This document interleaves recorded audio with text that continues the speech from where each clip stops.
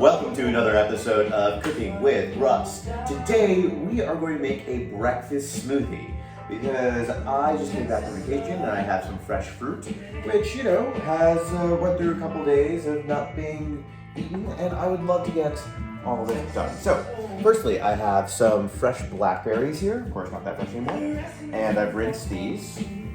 I'm gonna rinse them again. Oh, first of all, notice I have my blender right here. The most important thing about being able to make smoothies is to have your blender be super easy to access. I keep mine plugged in all the time, literally right underneath here.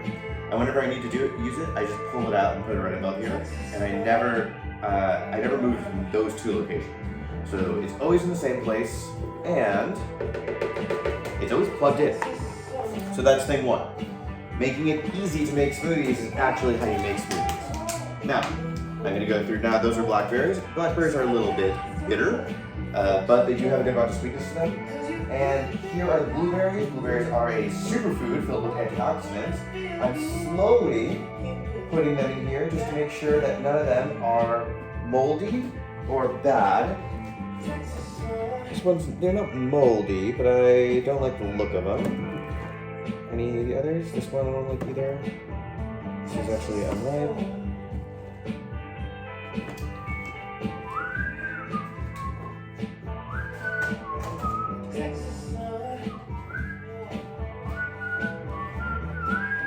Alright, we got the good blueberries.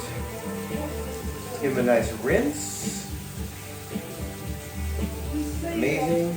The good thing about using fresh fruit in smoothies is that you don't need to dry them after you wash them, which is pretty amazing, don't you think? Alright, I got our blueberries. Now, this is arugula, and typically arugula is not something you would put in a smoothie, but again, I have some, and so I'm going to try and see what happens. This is pre-washed arugula. It is organic girl brand. They do make good stuff, and I do like these types of containers because they're really easy to use. Now, what do? We just put a bunch of junk inside of this container. What other junk are we going to do? I could put apple in here because apple is great for the sweetness, and I do happen to have some. Now we're going to put some honey.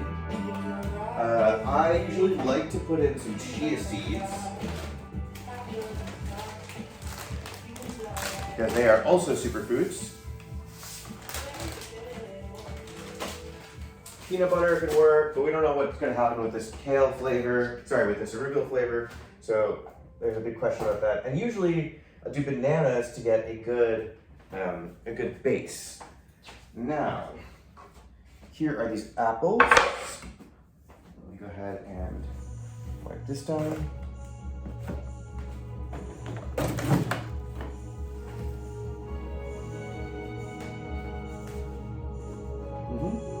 Perfect.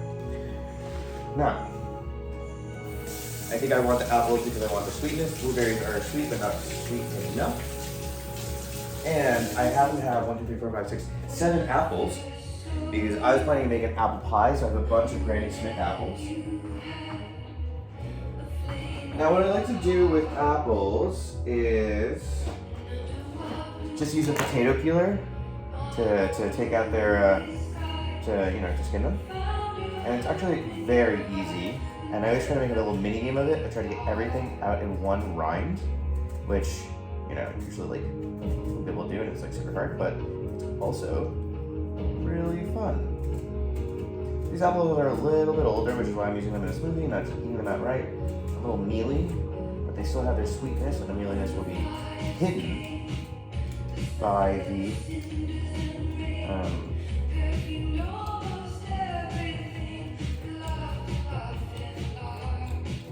the fact that they're in a smoothie.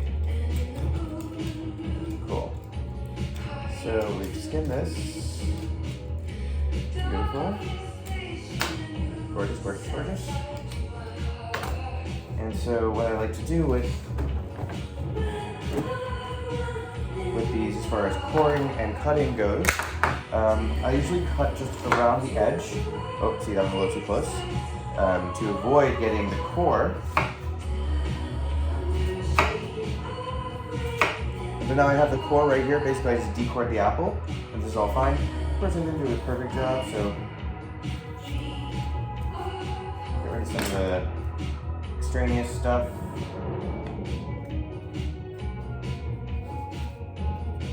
Oops, sorry, I'm a little sloppy today.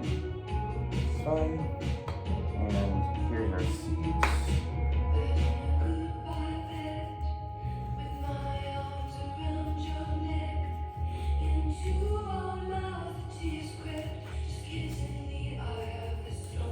Very closet today.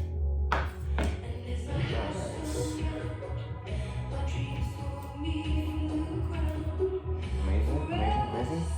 Great. Alright. And so now I'm gonna just kind of cut these apples without burning too much.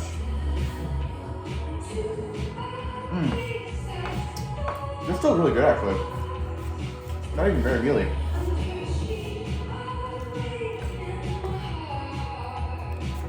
Again, this doesn't really matter, I'm just doing it for fun.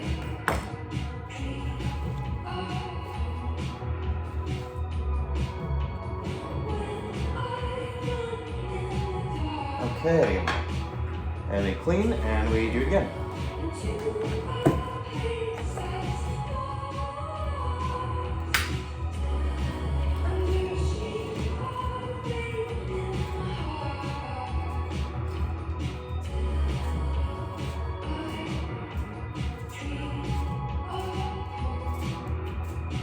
Almost. I was doing good on that one.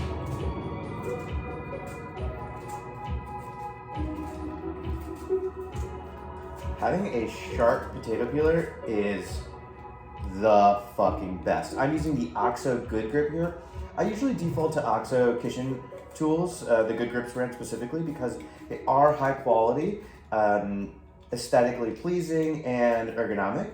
They are a little bit pricier, and also they're not the best. You know, there are better things, but for I think they are consistently good, though overpriced, right? So it's like I pay a little bit extra to not have to think about what to get. I'm just like, I know I can get a reasonable quality, not at the best value, but like, you know, good enough where it fits my trade-offs.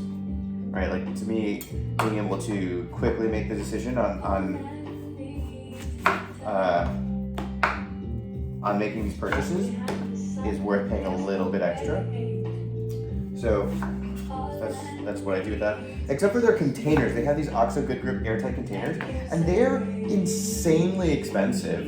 They're like fucking like $100 for these containers, like per container basically. And I wanted them because, you know, I needed containers. But I was like, this is too much to spend. And while they're, you know, they're pretty good, they're not like worth $100. Like the value is too bad on that. So I don't use those. So what chefs will do when they're cooking is they'll square off their food to make it easier to cut. But to be honest, well, not to be honest, like it's known that this leads to more waste, though more even cutting. So for a restaurant, it's okay to waste a little bit of food to get the presentation just right, because that's the important thing, right? So so restaurants usually will do that, professional chefs will do that. But we are at home, and you know, it's okay if we have round edges or whatever. Like that's part of like the home chef experience, imperfection.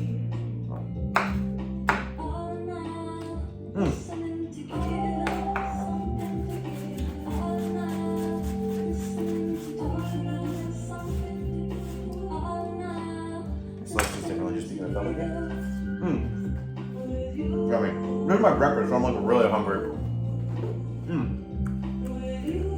Alright, I guess I'm gonna probably frame this. Alright, so now we have, let's say, 4 ounces of blackberries, 4 ounces of blueberries, 2 apples, probably 8 ounces. and I don't know, 2 ounces of kale, some chia seed, and some honey. And now we're gonna need a liquid medium to carry it. So a lot of people will use milk, for example. I will typically use ice water.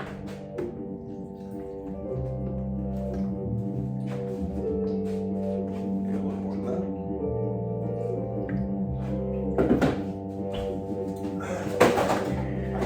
So what I usually do is I just put a whole bucket of ice in there. See this like giant ass piece of ice? Like this ice is actually too big. I'm gonna like fuck my blades up using this thing. So what I'm gonna do now is make my ice smaller by the classic wrapping it in a towel and then just beating it.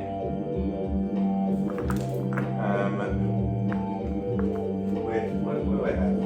What is a good item to beat things with? Bench scraper? Oh, how about this fucking cast iron?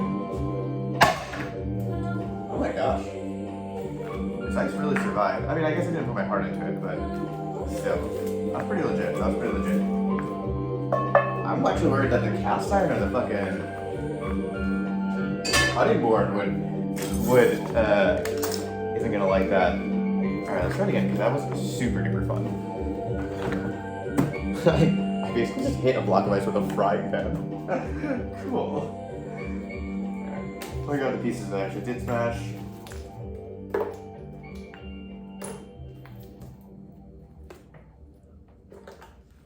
Amazing. Yeah. So, I mean, I should have used a nice pick on this. Okay, here we go. Ready? Cool. Ooh, look at that! Kitchen stuff is fun! And voila, ice cubes. I was at a bar this weekend.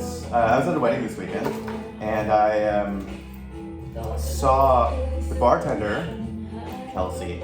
Whole story with that. Woo, Kelsey. Saw the bartender smashing ice in like a little bag with a wooden mallet, and I was like, damn, that looks fun. I want to do that. So here we are. Obviously, this this towel is something that's because it sticks. Okay, cool. And look, putting ice in your blender is not like the best thing in the world for the blades. So feel free to chastise me. It's definitely like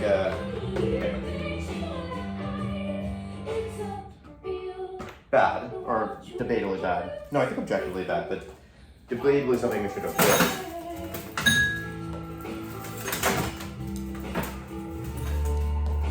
All right. Ew.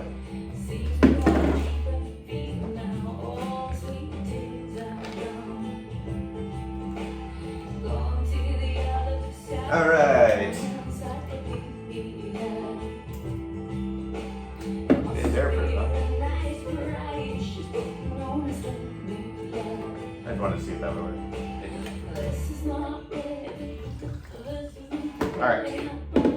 That's probably too much water and too much ice and too much stuff. Now the thing with smoothies is that they do degrade after you blend them. You can't like save it for 2 days later.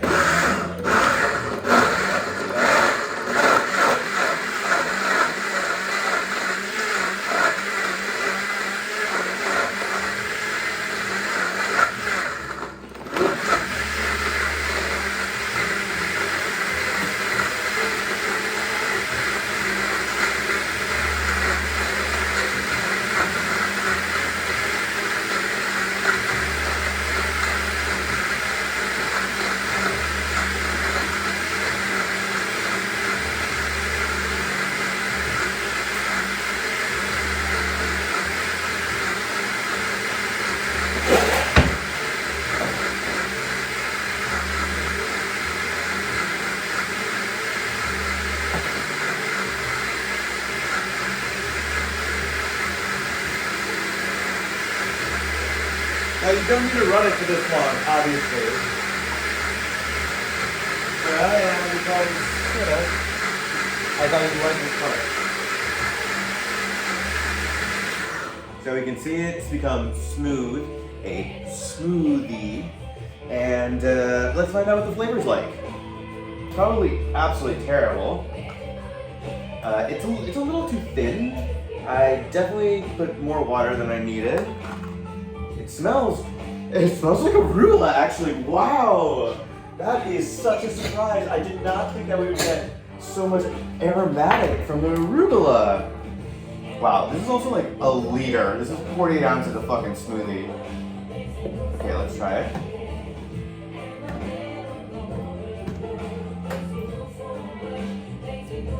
It's great! It's good! It's good! It's not great, it's good. It's a little thin. But and the arugula is kind of overpowering everything else.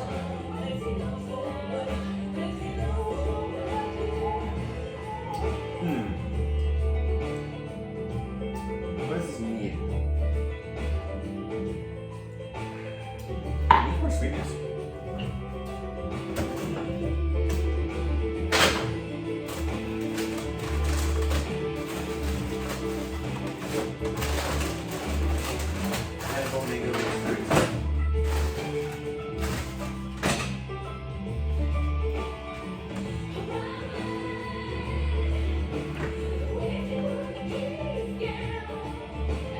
That is quality.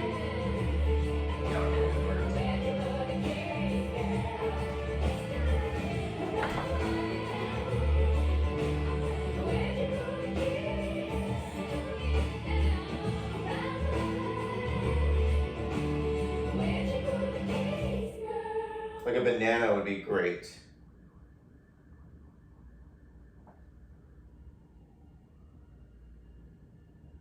Yeah, I put way too much water in there. Because I was having so much fun smashing that ice. Okay, here's what we're gonna do.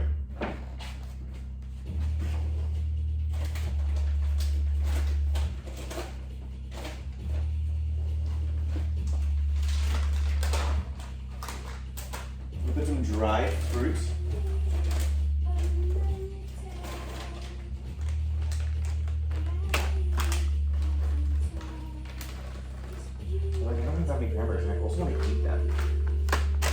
I don't actually like the pineapple flavors so well. Pineapple is definitely the wrong thing to put in there. Ugh, this is a disaster. I'm gonna put them in there anyways. Yeah, I don't think I can save this and make it like great, which is like, you know what I'm trying to do, but I think I should give up on that. I think I should just accept the fact that it is mediocre, you know? It's just like, fine, mediocre, but like, definitely drinkable. And not try to like do some fucking magic with dried fruit or whatever. Or Nutella. Coconut oil. Maple syrup. Applesauce.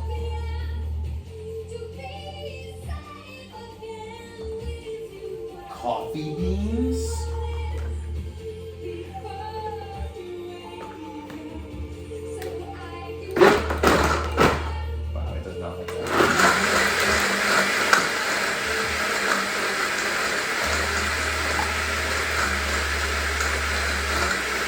Hear the blades coming up against the dried pineapple. There's only two pieces.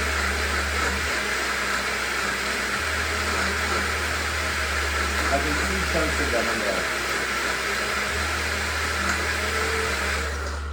Alright. The last thing, of course, is a little bit of coarse salt, of course.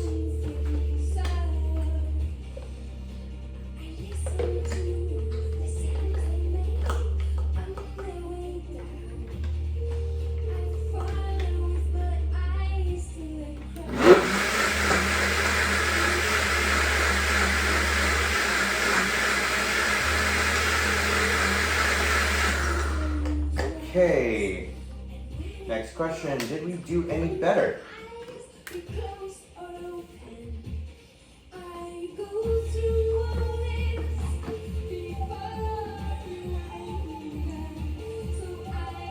We did! Holy shit! That was only like 3 pieces of dried pineapple. How did that make such a fucking big difference?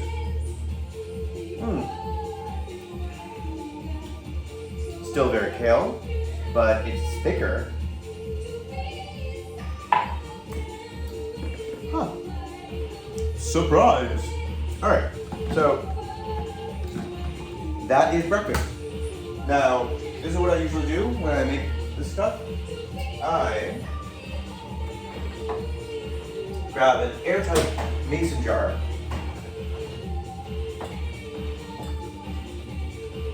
Probably a dry one.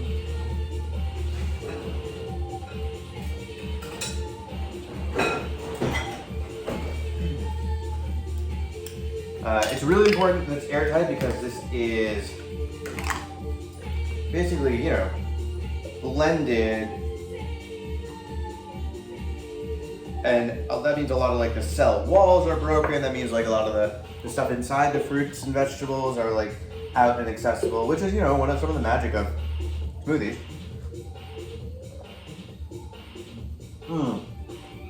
Yum. Pineapple actually really work.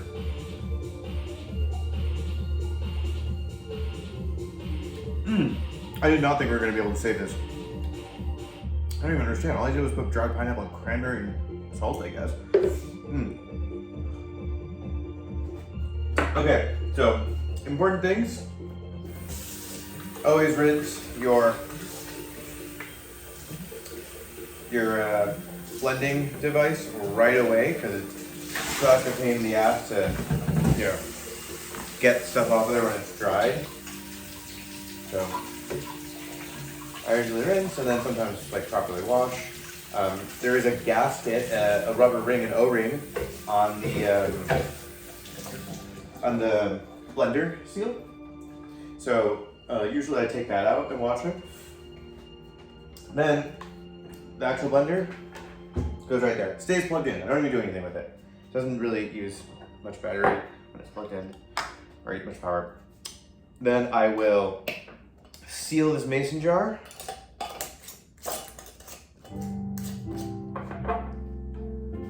Tight. And I usually label, but that's of course unnecessary unless you're like a straight nerd like me.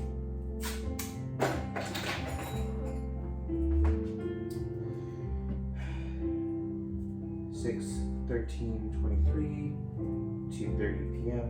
I don't believe in an interventionist God.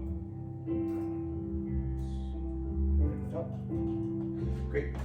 And put in the fridge, and I will drink that today. I will drink that fruit and vegetable mix today. 60 grams today. While, you know, I'll eat real food too, but that's, you know, it's full of nutrients. It's very fast and easy to drink. It's not hard on the digestive system at all, and it's got a time limit, so you gotta drink it, you know, today.